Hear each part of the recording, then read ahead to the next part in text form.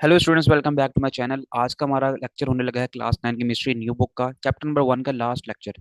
इससे पहले ही 12 lectures discuss कर चुके हैं हम। डिटेल से आप जाके उनको देख लें। सारे टॉपिक्स हमने पढ़े हैं। व्हाट इज केमिस्ट्री से स्टार्ट हो गया, डिटेल से सारे लेक्चर्स हमने कवर किए हैं। उसके अलावा एक्सरसाइज के एमसीक्यू सॉल्व किए हैं, एक्सरसाइज के शॉर्ट क्वेश्चन सॉल्व किए हैं और कंस्ट्रक्ट रिस्पॉन्स क्वेश्चन थे एक्सरसाइज में, वो भी हमने सॉल्व किए हैं। और हमारे पास जो आज का लेक्चर है वो लास्ट होने लगा इन्वेस्टिगेटिव क्वेश्चंस का। ठीक है, ये दो क्वेश्चन है सिर्फ हमारे पास, तो इनको हम पढ़ते हैं और फिर इस चैप्टर को वाइंड अप करते हैं। इसके बाद नया चैप्टर शुरू करेंगे।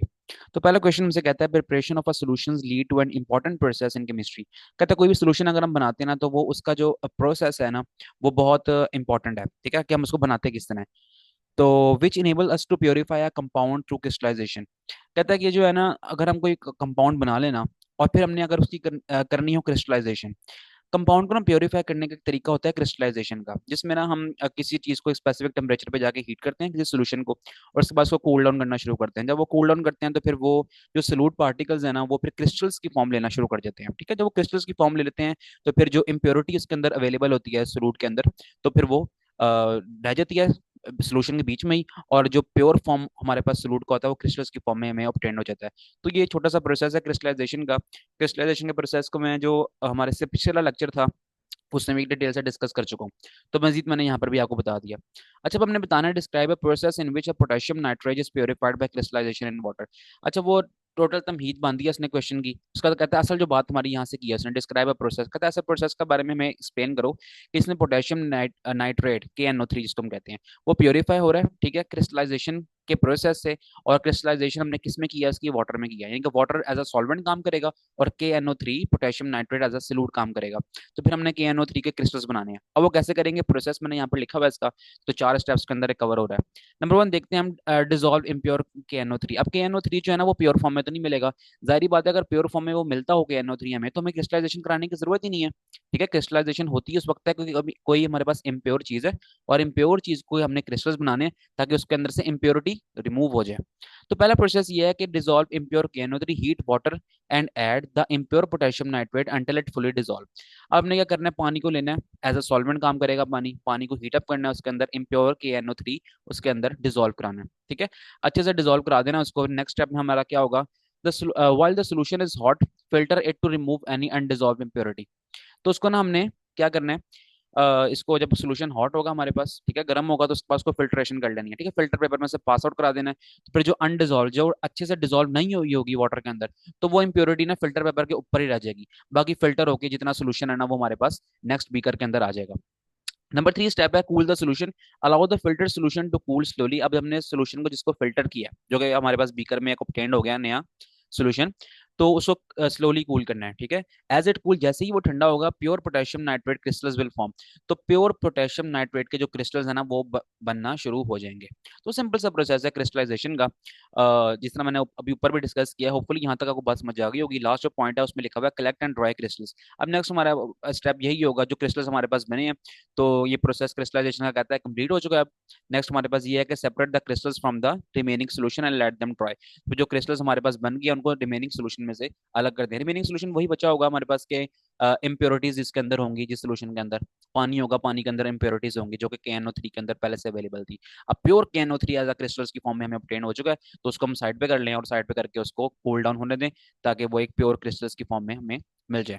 तो ये कुल मिला के आसान सा इसमें स्टेप था। आखिरी लाइन जो लिखी है वो भी आप पढ़ सकते हैं, दिल करे तो लिख लीजिएगा उसको भी। This method leverages the fact that potassium nitrate is more soluble in hot water. कहता है ये जो इस सारा प्रोसेस हमने किया ना, हमें ये समझाता है कि जो पोटेशियम नाइट्रेट है वो अच्छे से डिजोल्व होने वाली चीज है हॉट वाटर के अंदर, कोल्ड वाटर की निस्बत। ठीक है, जितना पानी गर्म होगा तो उसका जो डिजोल्व होने की कैपेबिलिटी है KNO3 की पानी के अंदर, वो ज्यादा ही अच्छी हो जाएगी। तो जब अगर पानी ठंडा है तो फिर अच्छे से डिजोल्व नहीं होगा वो। But dissolving it in hot water and then cooling the solution, dissolve कराना है KNO3 को हॉट वाटर के अंदर, और फिर उसी सोल्यूशन को हमने कूल डाउन करना है। Pure crystals can be obtain, तो हमें प्योर क्रिस्टल्स ऑब्टेन होंगे किसके, KNO3 के, लिविंग इम्प्योरिटीज बिहाइंड। और जो इम्प्योरिटीज थी KNO3 के अंदर पहले से, तो वो साइड पर रह जाएंगी। तो होपफुली आपको ये क्वेश्चन बड़ा सिंपल सा, बड़ा इजी सा और बहुत मजे का था, आपको समझ आ गया होगा। तो हम चलते हैं अगले क्वेश्चन और लास्ट क्वेश्चन पे। इसी क्वेश्चन के साथ हमारा जो है ना चैप्टर नंबर 1 वो कंप्लीट होने लगा है। अच्छा जी, कहता है graphene is called a miracle material and it is the material of the future. कहता है ग्रेफीन जो है ना एक एक मौजाना किस्म का एक मटेरियल है, ठीक है। और ये इसको हम कहते हैं मटेरियल ऑफ द फ्यूचर, क्योंकि इसकी बहुत सी प्रॉपर्टीज हैं। Which of its many properties, कहता है इसमें से इसकी बहुत सारी प्रॉपर्टीज हैं कि हम आप बताएं कि ऐसी कौन सी प्रॉपर्टीज इसकी ऐसी होंगी जो कि हमें इलेक्ट्रॉनिकल डिवाइसेस जो होती है ना उसके अंदर इस्तेमाल करें अगर इसको, तो हमारे लिए ये हेल्पफुल होगा। तो मैंने तीन चार पॉइंट्स लिखे हैं इसके, तो आप चाहें तो दो कर लें, तीन कर लें, जितना आपका दिल करे आप इसका ना याद कर लीजिएगा। स्टार्टिंग करते हैं इस क्वेश्चन की। Graphene is often called as a miracle material. Graphene को हम अमूमन इस तरह ही कहते हैं कि एक मौजाना किस्म का एक मटेरियल है। मौजाना इसलिए कह रहे हैं क्योंकि इसकी प्रॉपर्टीज बहुत ज्यादा हैं। And considered the material of the future due to exceptional property. और इसको हम समझते हैं कि मटेरियल है मुस्तकबिल का जिसकी बहुत ज्यादा खुसूसियात हैं, पर्टिकुलरली इन इलेक्ट्रॉनिक्स, खासतौर पर इलेक्ट्रॉनिक्स के अंदर। It's unique characteristics make it very valuable for various electronic application. तो इसकी जो खसूसियत है ना, अलग किस्म की खसूसियात हैं जो इसकी, वो इसको हाईली वैल्यूएबल बना रहा है, ठीक है।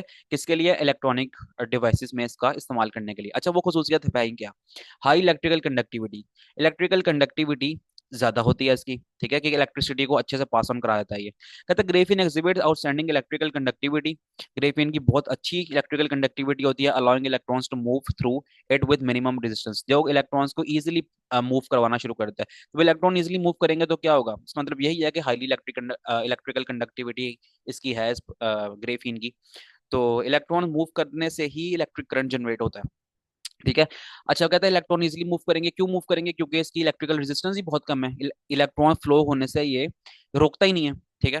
This property is crucial for developing high speed electronic device. तो इसकी जो प्रॉपर्टी है ना वो हमें फायदा पहुंचाती है कि हम इस तरह की इलेक्ट्रॉनिकल डिवाइसेस बना लें जिसकी हम इलेक्ट्रिकल कंडक्टिविटी अच्छी रखना चाहते हो। एक हो गया पहला पॉइंट। अच्छा जी, अगला पॉइंट हमें कहता है exceptional carrier mobility. The materials are remarkable carrier mobility. के चार्ज कैरियर्स होते हैं, दो तरह के चार्ज कैरियर होते हैं, ये भी आप हायर क्लासेस में जाके पढ़ेंगे। एक इलेक्ट्रॉन होता है, एक होल होता है, ठीक है। कुछ में इलेक्ट्रिक करंट जनरेट होता है ड्यू टू इलेक्ट्रॉन्स, कुछ में इलेक्ट्रिकल करंट जो जनरेट होता है due to presence of holes, ठीक है। तो फिलहाल के लिए आप याद कर लें। तो अब हम इसके देख लें, अगर ये पॉइंट लिखना है तो आप लिख लें, नहीं तो आप इस पॉइंट को स्किप भी कर सकते हैं। अच्छा, कहता है कि ये जो है ना the materials are remarkable character carrier proper mobility, meaning that the charge carrier electron and holes can travel through graphene at very high speed। तो चार्ज कैरियर जैसे कि इलेक्ट्रॉन्स और होल्स हैं जिससे इलेक्ट्रिकल करंट जनरेट होना है, तो वो ग्रेफीन के अंदर बहुत स्पीड से मूव ऑन कर सकते हैं। This is beneficial for application requiring rapid electronic response. तो ये एप्लीकेशन ऐसी है जो इलेक्ट्रॉनिकल डिवाइसेस में अगर हम इस्तेमाल करेंगे ना, तो जो वो डिवाइस है वो अच्छा रिस्पॉन्स शो करेगी, ठीक है। वो डिवाइस की स्पीड तेज होगी, वो डिवाइस हैंग नहीं होगी, ठीक है। अब इस तरह समझ लें इसको। अच्छा, मैकेनिकल फ्लेक्सिबिलिटी भी है इसकी। Graphene thinness and flexibility enables it to use in flexible electronic devices. तो फ्लेक्सिबल इलेक्ट्रॉनिक डिवाइसेस का मतलब क्या होता है? ऐसे फोल्डेबल स्क्रीन, कुछ ऐसे फोन्स देखे होंगे आपने, कुछ ऐसे लैपटॉप्स भी देखे होंगे इसकी स्क्रीन फोल्ड हो जाती हो, ठीक है। तो इस तरह की टेक्नोलॉजी के अंदर भी हम इस ग्रेफीन को इस्तेमाल कर सकते हैं। कुछ मटेरियल्स ऐसे होते हैं जिस तरह का मेटल हो गया, अगर ये आप छोड़ें इसको, देखें कि कार्बन के बने हुए कंपाउंड्स हो गए हैं, या फिर सिलिकॉन के बने हुए, सिलिका के बने हुए कंपाउंड्स हो गए हैं। इस तरह के कंपाउंड को अगर हम फोल्ड करना चाहें तो उनकी फ्लेक्सिबिलिटी अच्छी नहीं होती, तो वो टूट जाते हैं। तो ग्रेफीन ऐसा मटेरियल है कि अगर इसको हम इस्तेमाल करेंगे तो ये इजीली इसको हम फोल्ड कर सकते हैं स्क्रीन को, तो ग्रेफीन कुछ नहीं होने लगा। तो इस तरह की डिवाइसेस के भी अंदर भी हम इसको इस्तेमाल कर सकते हैं।